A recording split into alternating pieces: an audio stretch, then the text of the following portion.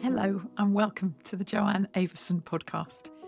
This week's episode is a bit different. It turns things on their head a bit because it's actually me who's being interviewed by my very dear fascia friend and colleague, John Sharkey. He just insisted on interviewing me about my latest book, Myofascial Magic in Action.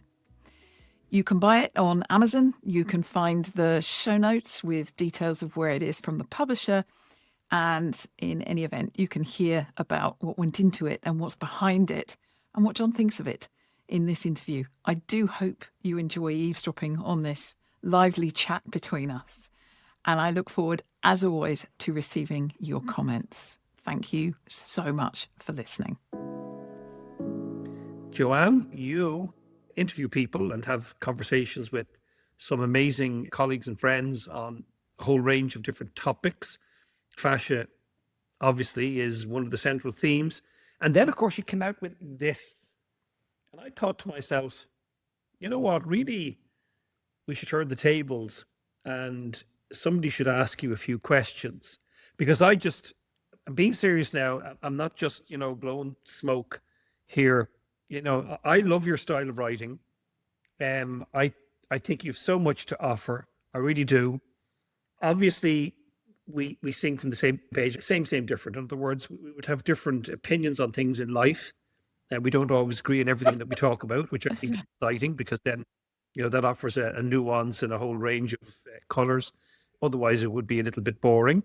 But yeah, I just really loved this book. I mean, I'd already read it in terms of trying to write the foreword, but I've actually come back to it several times. I've enjoyed reading it. So lots to say to you. First of all, I'll start off, I suppose, by saying to you, what was the inspiration? What inspired you to write it? And how do you think this builds on your previous work? Well, I can answer that quite easily in that I wrote Yoga, Fascia, Anatomy and Movement as a direct request from Serena Wolfhard, who was then publisher and I want to say creator of Handspring Publishing Limited.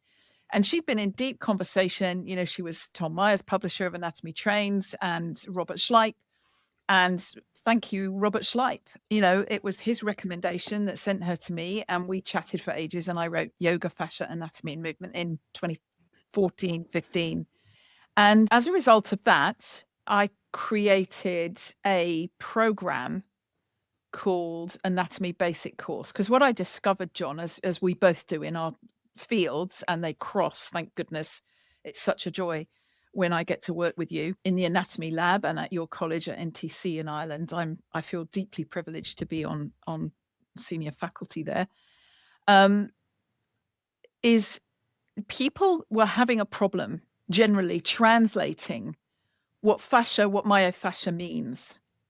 And I've got this absolute thing that it's all very well that we've got an intellectual process of deduction whereby we name the origins and the insertions and we know our anatomy designated by how many origins and insertions we can name and remember, versus the experience in my experience, the yoga room or the structural integration manual therapy table or the Pilates room. I mean, I've taught all over the world, all different movement modalities, as you know.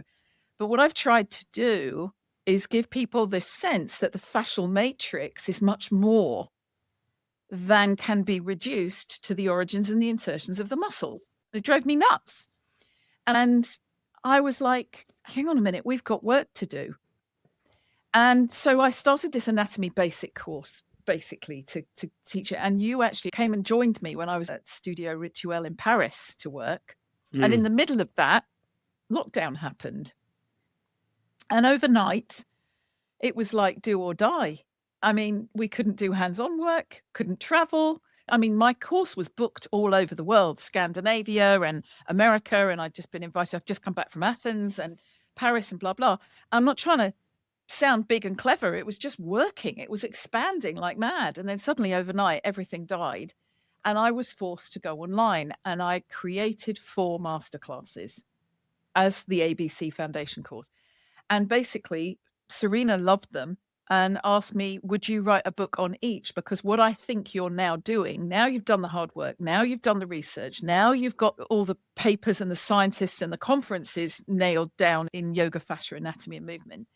can you write these books that the ABC Foundation course is based in? Can you write these for practitioners that are much more accessible in a language that makes sense of the practice, rather than demonstrating that you can say what you've said about fascia?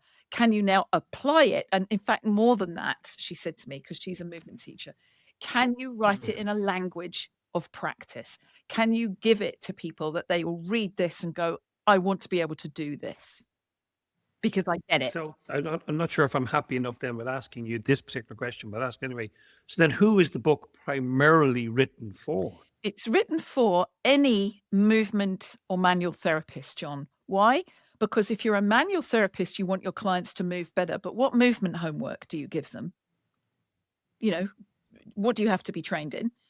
And if you're a movement therapist, the traditional way of doing movement, in yoga, you learn the postures. In Pilates, you learn the repertoires. In, martial arts, you learn sequences and processes. And that's all very well, athletics and so on and so on.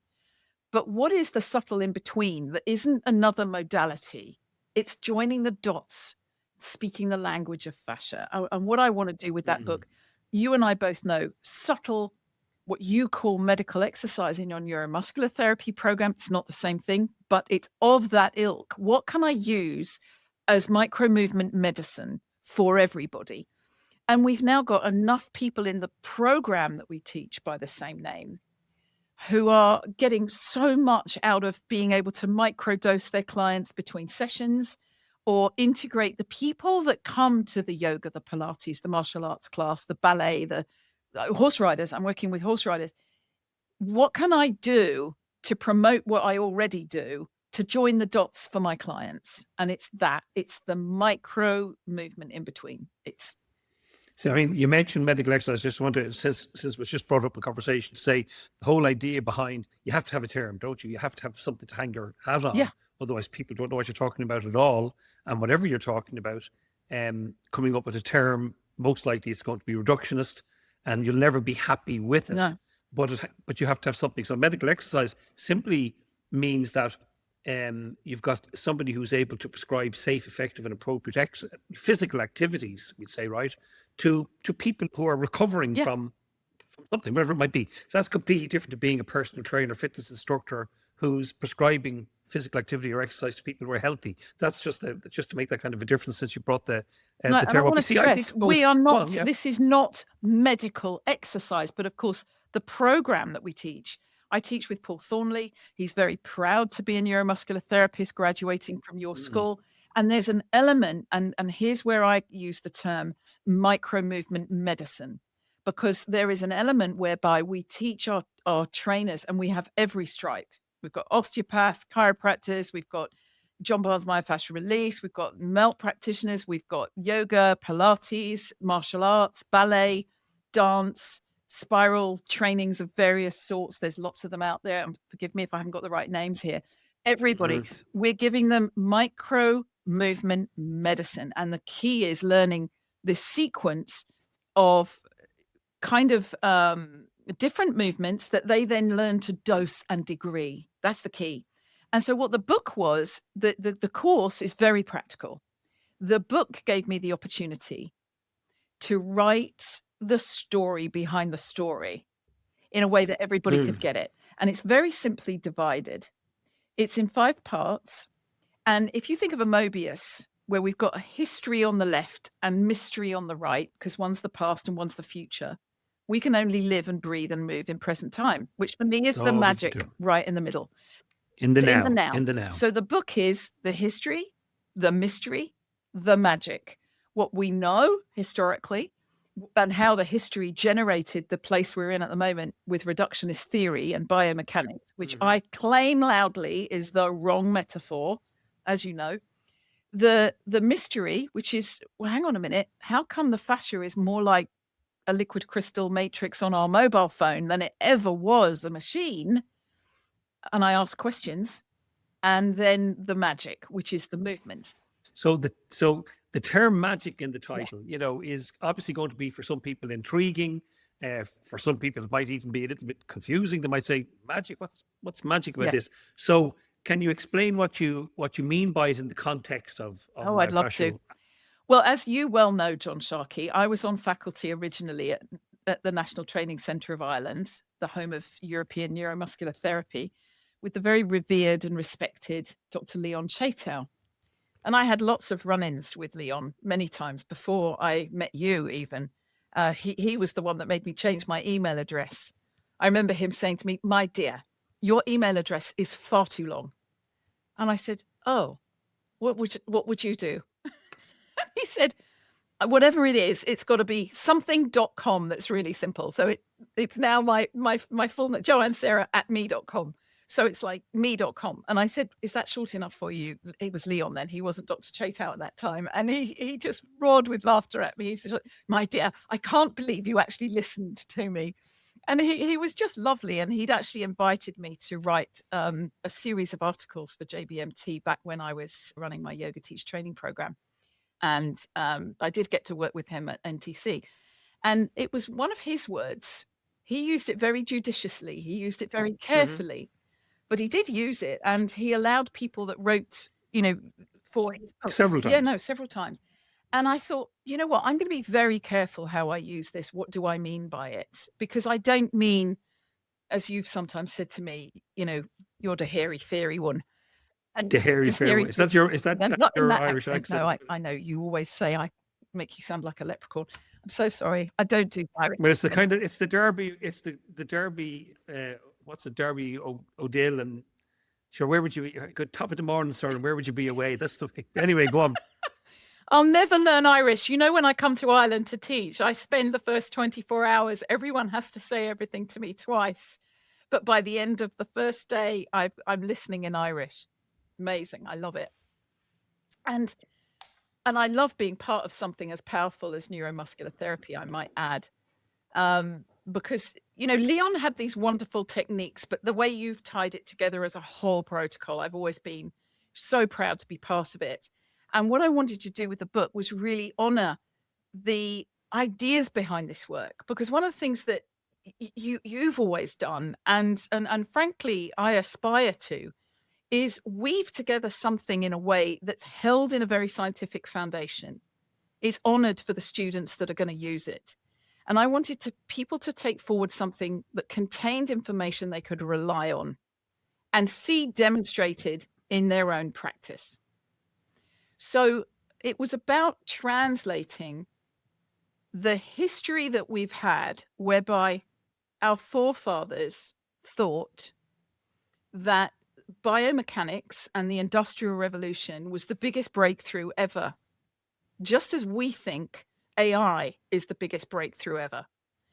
And, as our grandchildren are probably going to laugh at what we've written, we're not laughing at what our forefathers wrote. We have compassion, but reducing the human body down to the biomechanical sum of its anatomical parts is the wrong metaphor.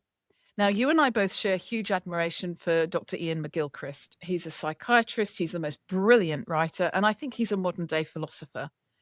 And his work, he talks about the left and right brain and the importance of understanding metaphor. And I think metaphor is important. I just listened to somebody the other day talking about Ian McGilchrist, and I think that they were misinterpreting him. Talking about the right and left side of the brain, in my estimation, is talking about the hierarchy. In other words, it's simply saying that, one side of the brain has certain responsibilities, which the other side of the brain is involved in, but doesn't have the same level of access. But that doesn't mean that there's two separate things. It's one thing. It's a whole. But it has different aspects. But now you've split it into two. Yeah. Anyway, so Dr. Ian McGilchrist is talking about one thing, but that there being, responsibility, and also that the way in which we live our lives, the way in which we take in information, can actually compound a certain way of thinking. And without putting words into his mouth, I think what he's basically saying is that what we've done is we reach with the right hand, which is controlled by the left side of the brain. So metaphorically, that's about grabbing, wanting, give me. And he's basically saying, there's too much of that. We need to try to regress that a little bit and kind of make it a bit more right brain balance. That's the major point. Sorry, Joanne, go on ahead. No. Well, it is the major point, and it's very important because one of the things he talks about is, for example, right brain is the house of archetypical behavior, whereas left brain is stereotypical behavior. And stereos means fixed in Greek, and archetype means arching, overarching state.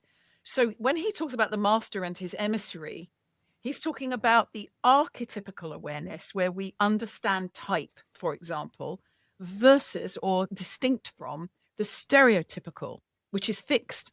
Now, our forefathers wanted anatomy to be fixed. So you have the origin and the insertion of that muscle in that place with that bone in that body. And you and I know, and just through fascia, I mean, I'm not putting myself in your place. My God, I haven't done the dissection you've done. You're a clinical anatomist. But I mean, the thousands of bodies you've worked on, no two are the same.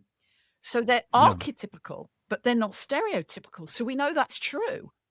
And then, of course, he says the beautiful quote, which I can't remember, but it's in the book. It's the quote of the book, really, about how if we all keep saying that there is a mechanistic foundation to everything we're doing, both the scientists and the philosophers are doomed to sink. It's a beautiful quote. He's absolutely, let me see if I can find it. Hold on. Here it is. Let me give this. Specialization makes it even harder to expect more than a tiny handful of scientists and philosophers to be in a position to venture into a genuinely new understanding of their, in reality, common enterprise, one that has the potential hugely to enrich both parties. When any attempt is made to reach out a hand across the distancing void, it is almost invariably an exercise in reinforcing the status quo. The scientists telling the philosophers that they find only machines, and the philosophers reflecting back to the scientists that a mechanistic view is the best option on offer. Since what you find is a product of how you attend, this is a more or less pointless exercise in making sure that both parties sink to the bottom in the shortest possible time. That is genius. Ian McGilchrist wrote that in The Matter with Things, his tomes, his volumes, absolutely amazing work.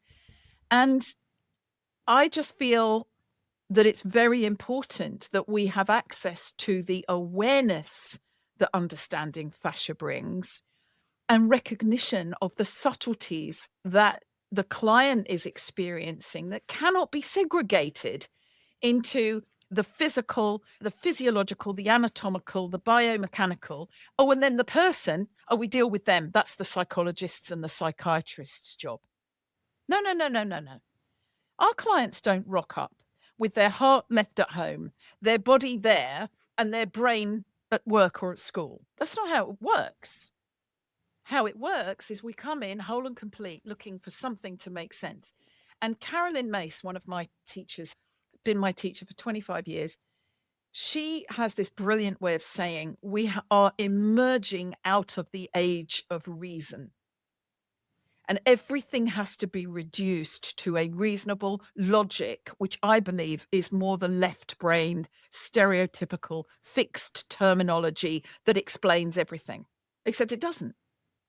We cannot reduce the human being's experience of its own body, whoever you are, in purely physical terms. But which we did, and you can understand how early anatomists and physiologists and philosophers, well, certainly, we put the philosophers to the side for a moment.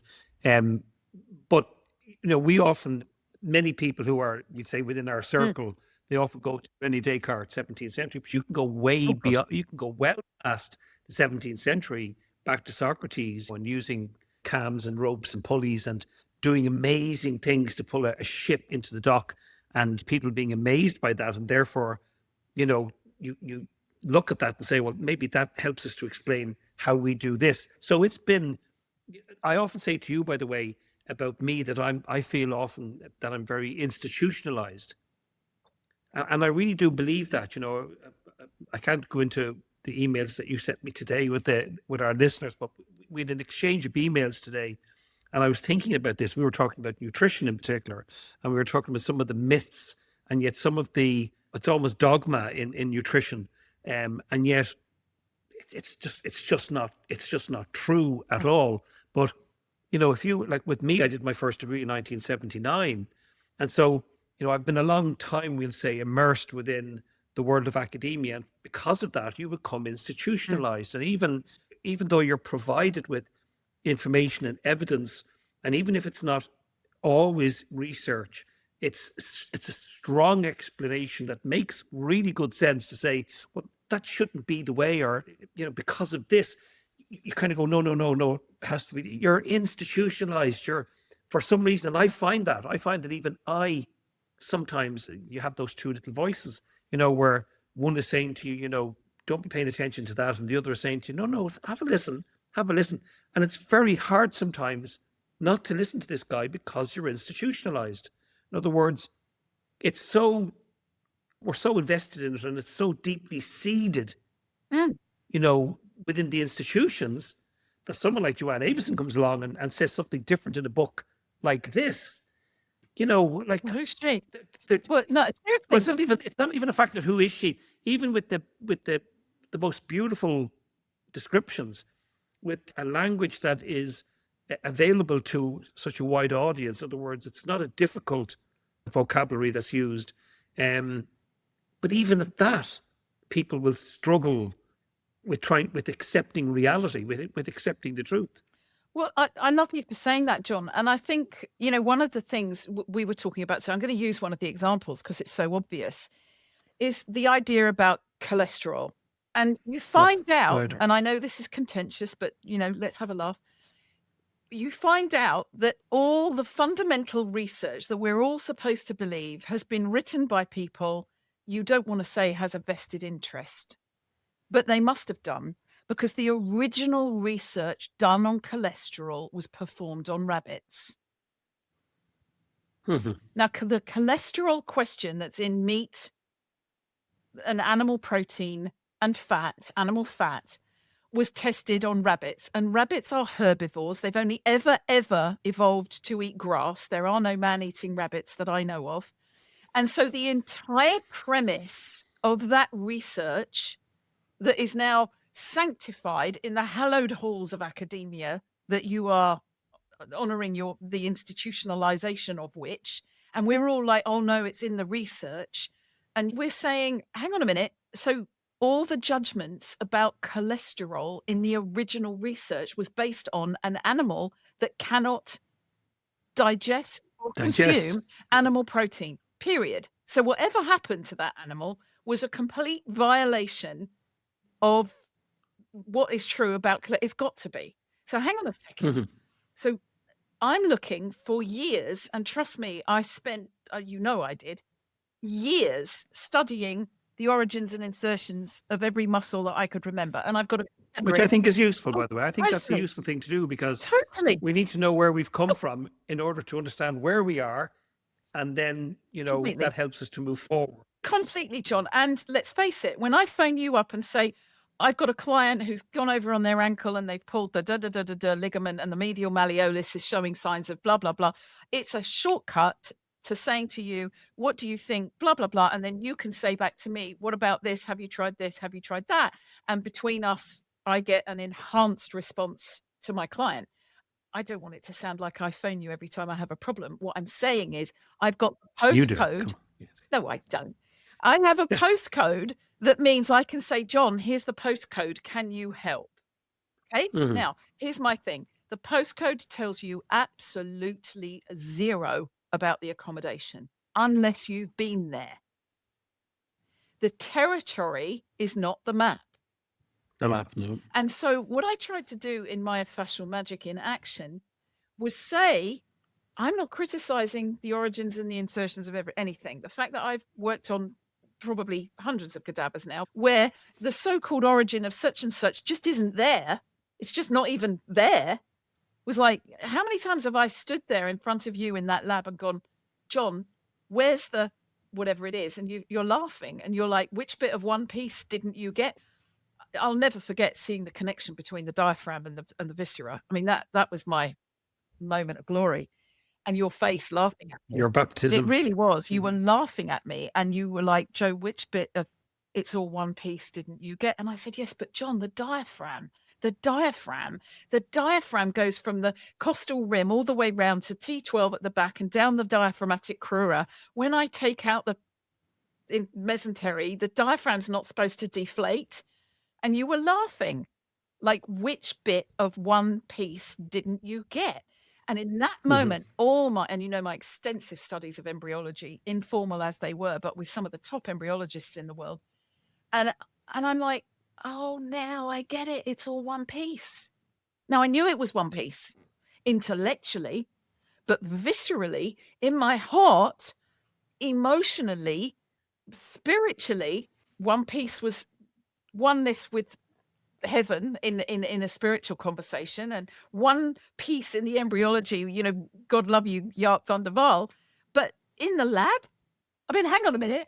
Even I couldn't overcome all those origins and insertions and actually say, oh my God, it's one piece. And frankly, if you and Paul Thornley hadn't been standing there witnessing me with my mouth open, I still probably would be thinking I understood, but not getting it. And when I got it, it all just fell back into place. And what I realized was, and I don't want to make anyone wrong, you know, I was talking to Cynthia Allen about Feldenkrais, and she was telling me about the language of biomechanics and levers that Moshe Feldenkrais, who I have huge respect for, used. And I was like, no. What you've just described to me is leverage.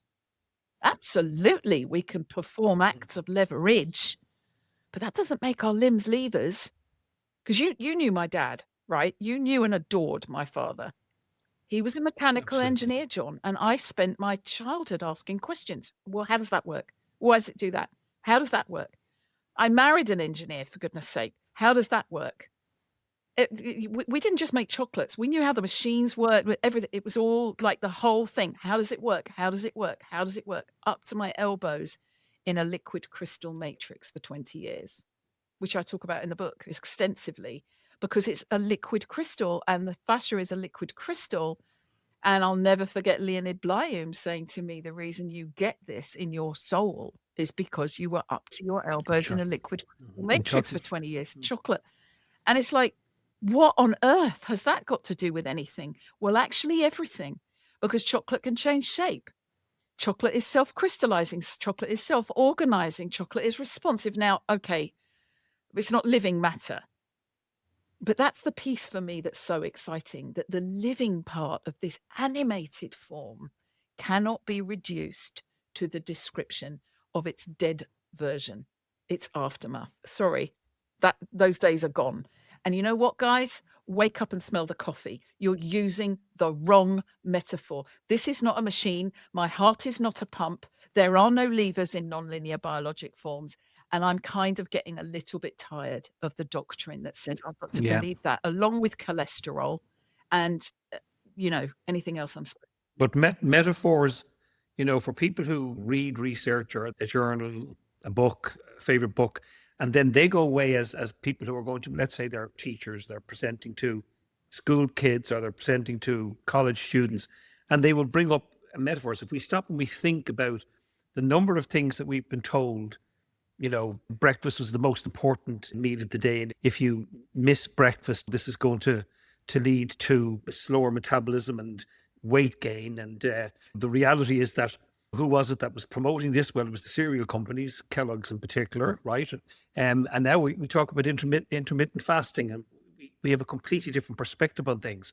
I mean, so many things that were out there as absolute dogma. One of the funny things I talk about is that when we were kids, we'd go out in the morning to take in our bottle of milk, and that little bit of tinfoil at the top would have been pecked by the birds. They knew that there was nutritious fat in the cream at the top of the milk, and they took that away from us and told us, no, you can't have that. That's bad for you. It's going to cause heart attacks and heart disease. And we've had so many different metaphors used over the years to compound the belief that, for example, you know, meat is bad for you, when in fact now what the research reversed.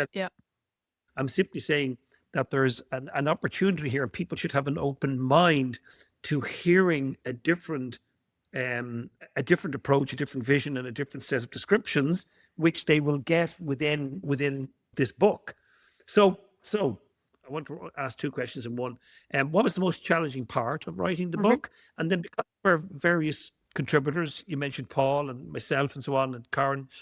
Did anybody who contributed, did they say anything within the chapter that caught you by surprise, or that kind of made you think differently about, or are we all singing from the same page, do you Well, think? so the reason I asked each of the five of you, so it was you and Paul Thornley and Dr. Wilbur Kelsick, Dr. Mhm. Karen Kirkness and Helen Eadie, to write each of the 5 Rs, was a little bit of a way of saying, this isn't just my idea. I didn't make this up and I'm out there to make me famous for this thought. Please don't think that for a minute.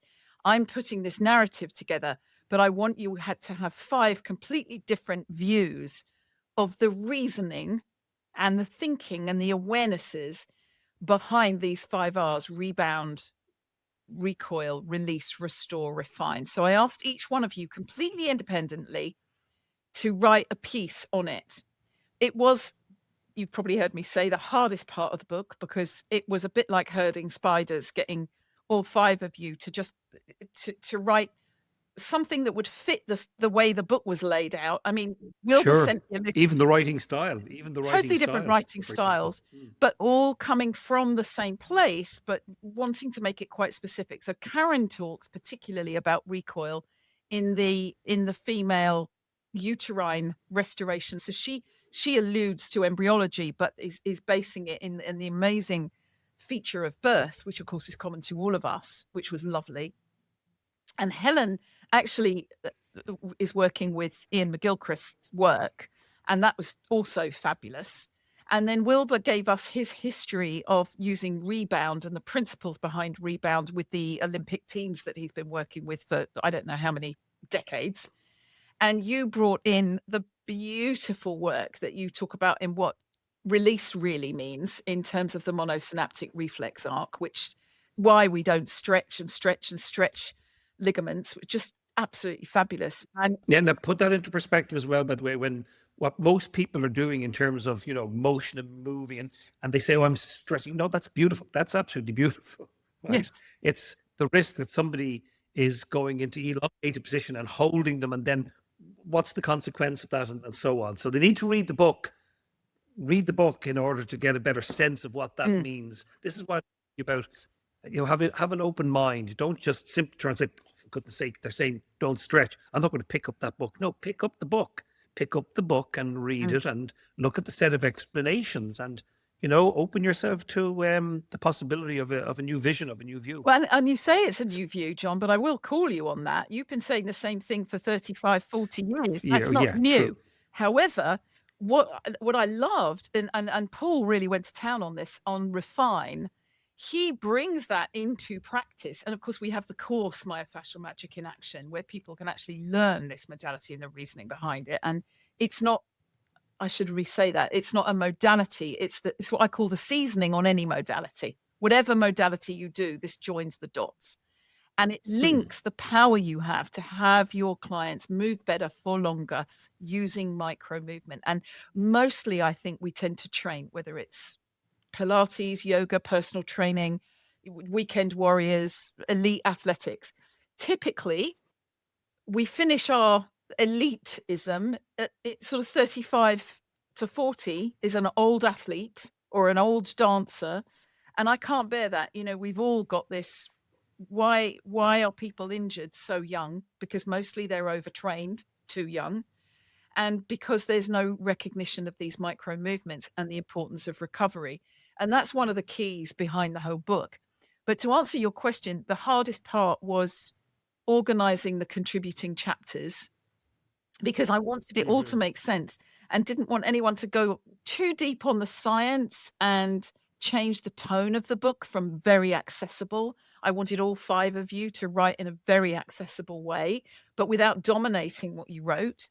So it was an invitation to contribute. But of course, it's very difficult when you're a contributing author, because you don't know how the original author has written. And this is not a contributing author book. This is a section from contributing author to validate. Well, I think we all know you. We know your Yes. style. Well, Yeah. certainly I did Yeah, anyway. you were So I fine. think it was a little. Yeah, I think it was a bit easier for me But from your viewpoint, having to edit, I think, that in itself is quite a skill. So it was a privilege, John. Let me say it was a privilege, because I absolutely adore all of you. And Paul did a fantastic job with Refine in making it not. I thought they all did a great job. They all did, everybody.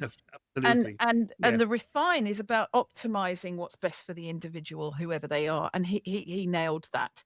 So, I think there's a lot of juice in the contributing chapter. I wanted to get out. I think each of them have all earned their stripes. There's no doubt about that. I mean, Paul has invested so many years of his life into trying to, formulate a story that just makes sense. Same with Karen, same with Wilbur. And we do sing, I think, from the same. And Helen too. You haven't met Helen, but she's and of course, Helen, brilliant yoga teacher, and her restorative work. And she's now just got her master's degree in clinical psychology, and she's working with body dysmorphia through her knowledge of the fascia and through her knowledge of yoga. And it's absolutely beautiful work. And she's trained in the work I do and that Karen does, Dr. Kirkness. And so between us, we formed this web of such validation across so many modalities in so many fields. I do feel very, very privileged that you all contributed and joined in the way you did. I love you all for your enthusiasm. So if you could go back in time and you could hand this book to one person. To one person? Yeah, who would it be? Who would you hand the book to? I have an idea in my head who it's going to be. But anyway, you could go back in time to any particular time and you could hand the book to one individual.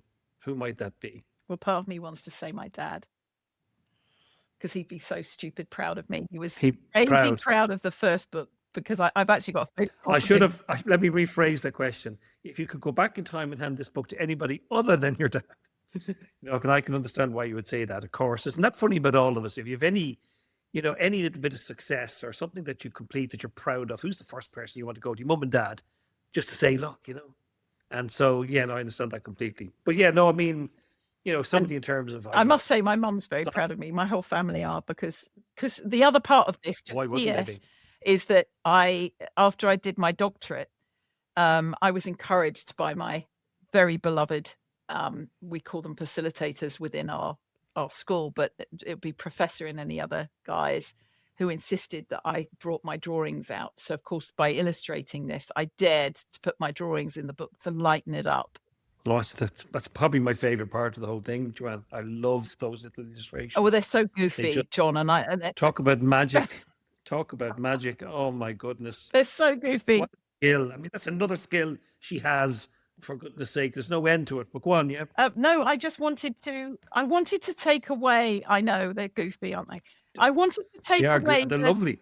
I wanted to take away the strict scientific... limitation. Do you know what I mean? Because people want to be able to dance. Yeah. And they don't want a story of the theory behind their dancing. I know that's in Wilbur's. I just want to show them. Give some examples. But who do you think I would give it to? Possibly I'd give it to Tom Myers. Really? Yeah. Okay. I thought it was going to be Leonardo da Vinci or something. Oh my God, if I could go that far back in time, without question, it would be. I didn't give you any restraints on where you could go or whatever. I should have probably said historical figures. Okay. So. Well, no, there'd be Pythagoras. This is why I don't usually. I'm not the person who usually asks the question. No, you would do such a better job than me. So yeah, historic figures, right? Hermes Trismegistus, Thoth, master of all things geometric, Pythagoras. Typical. I gave her the opportunity to give it to one person. Give you three, and Leonardo da Vinci, because I think Leonardo da Vinci understood them. And if I could, I think he would love this. Do you really? I think he would absolutely love. Oh my gosh! Are you kidding me? Seriously, if I could. Rene Descartes having kittens. He'd turn in his grave. Blown away. But sorry, Rene Descartes. But I mean, hang on a minute. Rene Descartes, I think he was much maligned. I think he was misunderstood and terrified for his life, to be honest. Oh, that Well, now don't. Yeah, that's. I think he had to. Yeah. Okay, I'll shut up. But Leonardo. No, a little bit. You can say a little bit, but just that is folks coming up in the next book because there's how many books in the series 5, actually. in total. 5. Yes, and we're writing. But no, I agree with you completely. Look, it's historically known Go on. He was in fear of his life. He was in fear of his life. And his last book, The World, was published posthumously because of that, wasn't it? Because he was afraid to actually, well, you have to read between the lines, but I think he was afraid to tell the truth because there were going to be ramifications. listen, so Isaac Newton, I think he's another one that's much maligned. And they took the mickey out of him. I mean, Blake did a painting, and that's how they did their social comment through paintings. Painted him as the great geometer leaning down the sky like a god with his fingers open in the style of a pair of compasses. And the man was a genius, in my opinion. But that's another book. I mean, I write a lot about him in Yoga, Fascia, Anatomy and Movement. But no, you're completely right, John, and you know you are. Leonardo da Vinci, I would have knelt at his feet for hours, watched him draw, watch him write, watch him think, the way his mind works. His book, De Proportiona, whatever it is, I can't remember the name of it, but Divina Proportiona. It's my appalling Italian for divine proportion. Absolutely. Leonardo da Vinci. I don't know whether I'd be. Do you think he'd understand it? Yes, the chocolate. He'd love it. No, I think he would, yeah. And in fact, I often think, people use the word genius. I think there's only been really two people that I'd give the word genius to, and Leonardo da Vinci would be one of them. Other people are just, well, we might talk about that on another occasion. Yeah, we'll leave the listener guessing who's John Sharkey's other genius. Who would that be? Others now come very close, but I just don't know. The word genius, you have to be very careful about using that word and just don't kind of pop it out to every Tom, Dick and Harry. But certainly Leonardo da Vinci, boy, was he ahead of his time. And when you think of the time that he had to devote to any one particular thing, even the study of anatomy, and if you think of his drawings and the meticulous accuracy, well, actually there was some inaccuracies with all of the great masters. They took a license in terms of some of their anatomical drawings. But that could be a conversation for another day. So what are your follow-up plans then? What projects or courses based on the book's themes? What's coming up? Myofascial Magic in Action is a course that people can do, myofascialmagic.com. And we just love it because it's making such a difference in the world. And the next book that I'm working on at the moment is Somatics. I haven't quite decided on the title, but it's along the lines of what we talked about at the beginning, the Ian McGilchrist quote about the archetypes and stereotypes, is somatic archetypes, really, because I found it was such a useful presentation for so many people. And then you and I are writing Fascia Integrity together. Yes, we've already started. We've already started that process. And following that will be the embryo, which I think will be a bit more specialist. Which is no easy task, by the way, folks, because I'm dyspraxic. And we both... Or is it dyslexic? I think... You see, that's part of the book. But one way or the other, it's not the easiest. But anyway, we do get there in the end. Do you think it's going to be one a year, or do you think it's going to be... One a year. And they're going to be kind of shorter and easier to just take and use. This one's carving a path, and the others are going to be, enriching the garden, as it were. I'm really excited about them because people ask us a lot about the theory, but they're basically oriented around practice and making a difference to people. And it works. We're helping older people, helping young ballet dancers, and just preventing injury. And Paul Thornley is working with me on the practice, on the classes, and he's co-founder of Myofascial Magic as a course. And I can't even tell you, it's just heaven working with him because it works. We just watch people move better. It's just fantastic. And they move better for longer. And it's not out there. People don't have this understanding, generally speaking. And we're working with people all around the world, because Paul's words to me were, we go global or we go home. So I was like, okay. And working with some of the biggest national teams in the world through the people in our program, because they're attracting people who are doing Ironman. They're attracting people who are doing, national teams at high levels, bringing in this micro movement magic into the work. And it just does. It feeds the body with its original blueprint. It reassures the body. It restores the body.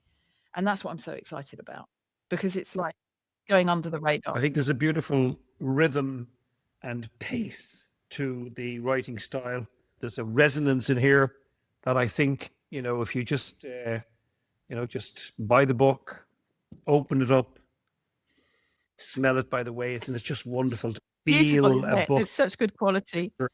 Yeah. Oh my goodness. The quality of the book and the binding and everything. It's just superb. I don't think you can ever really replace the experience and the joy and all of the tactile richness of holding a book in your hands, I just find it a really great read. It's like, in some ways, it's like picking up a murder mystery or something. It's not a dry anatomical text. This is written in a way that you could be by the poolside on holiday in the south of Ireland or in, Spain or somewhere. So if you're heading off somewhere and you're looking for a good read, really, this is just a fantastic read. You don't have to even be involved, as a therapist. I think this book informs you about life, so I couldn't recommend it higher. I really couldn't. It's, and I keep going back to it. I'm a contributor to it. I work with you all the time, and yet I find myself going back to it. I love it. I love it. Well, John, I can't thank you enough, and I want to thank you for the foreword, because I think it's worth. I have to tell you, given that I lost my dad, you're like my dad in the way that you story tell, and you similar archetypes. You both crack me up, and the fact that you wrote that foreword. If all anybody does is read that forward, or they just see me clapping. I mean, not many people get that kind of acknowledgement in their lifetime. Certainly not on a professional level. And the generosity of spirit, the way you share your work, the way you've trained me, you make me a better version of myself. And I thank you for that. Well, this is meant to be about you. So thank you, Joanne. Thank you, John. Well done. Congratulations to you. You should feel very proud of your achievements. And of course, you're not done yet. There's several more books. They're like little babies, aren't they? And you're popping them out there. You're just popping them out there like... It's hard. Anyway, thank you. Thank you. Okay. Bye. Bye-bye.